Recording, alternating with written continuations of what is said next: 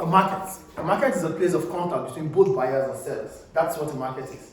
But whatever the situation of the market might be, we need information. We need information as buyers, we need information as sellers. So, because with information, we'll be able to maximize our welfare. We'll be able to take decisions that would suit us, that would make us satisfied as either buyers or sellers. That takes us to what we call a perfect market. A market is perfect. A market is perfect if both buyers and sellers have access to the same potential information. I said earlier that in the market we need information. This information would allow us as individuals, as buyers, as sellers to be able to decide, to be able to maximize our welfare. We want to be satisfied. Whatever decisions we take, it is basically on satisfaction. So if there's satisfaction, that means our welfare is taken care of.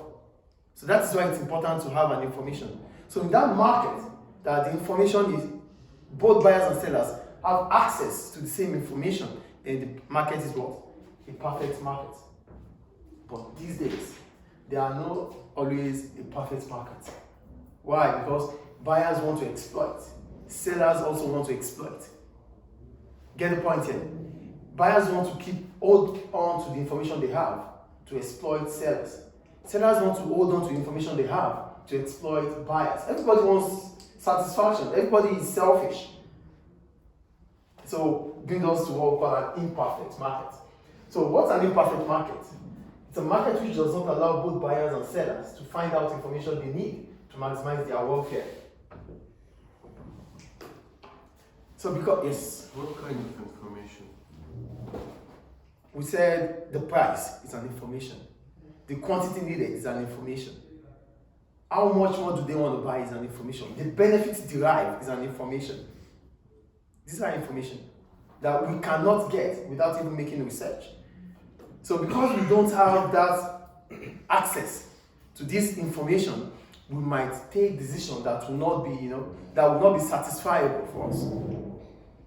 Do we get it now? Okay. So this implies that there is information failure or information gap.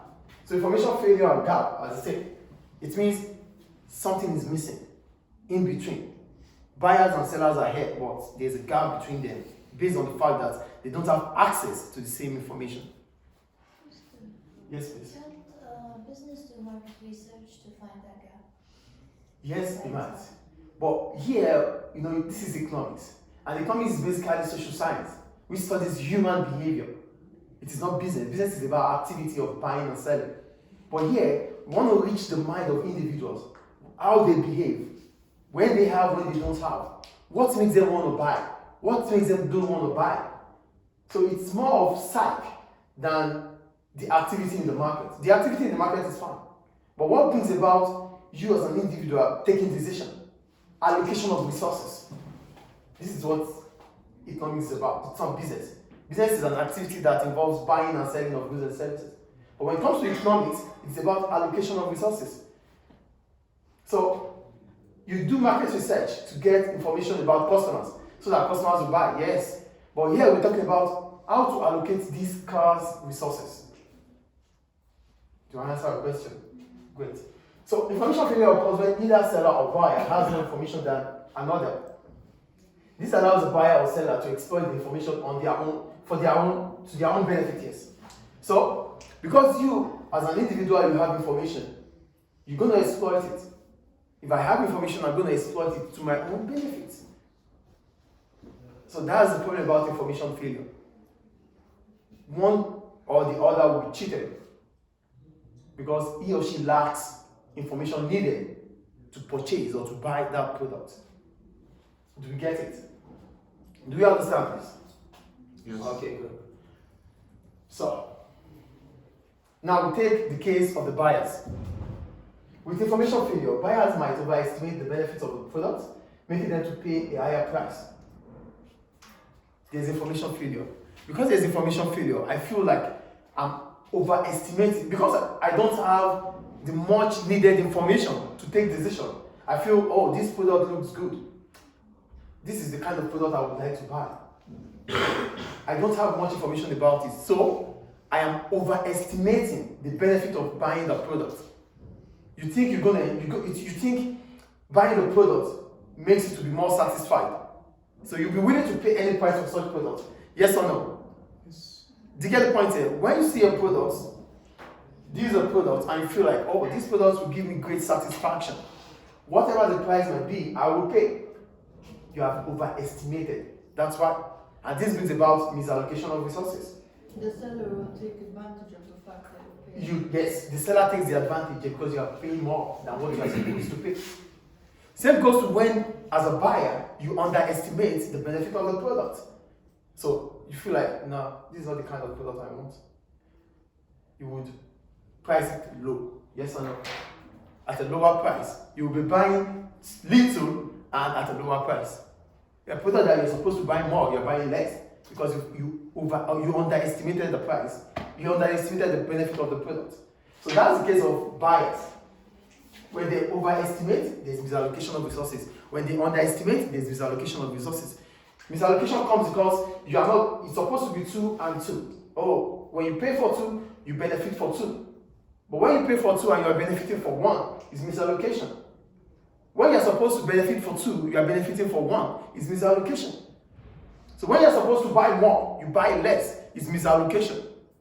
And you did that because you underestimated the benefits. That's the case of buyers. Now, case of suppliers. For suppliers, what happens with the case? There's a graph for it. Okay, let me quickly explain the buyers here. For buyers, we said they overestimate. When they overestimate, they tend to buy more. The demand curve shifts rightward from D to D, from here to here. Because they are going to buy at OB. Imperfect with imperfect information. They are buying more. Which they are supposed to buy at this point. At OA. OE. But they are buying at this because they overestimated the benefit of the product. They are buying more than what they are supposed to buy. In the case of underestimating, they buy less. I think that is clear. Great. Now we go to suppliers. In the case of suppliers, with information gap, they may underestimate the benefit of selling a product, as a result supplying little. And when they overestimate the benefit of selling the product, when they overestimate it, they produce more, they sell more to the market. They supply more to the market, bringing about excess supply. Get the point here. We as suppliers now, because we overestimated the benefit of selling the product, we think, oh, this product has so much benefit, so much utility. Customers will buy. As a result, we supply more to the market. That is when we overestimate. There will be excess supply. That is misallocation of resources. When we underestimate the benefit of the products to customers, we supply less in the market. Misallocation of resources. Market failure occurs. So if you are not sure about how it's going to be beneficial to customers, as a result, you want to produce less. Do we understand that? Mm-hmm. So that's the case about information gap. And whenever this happens, it is in an imperfect market.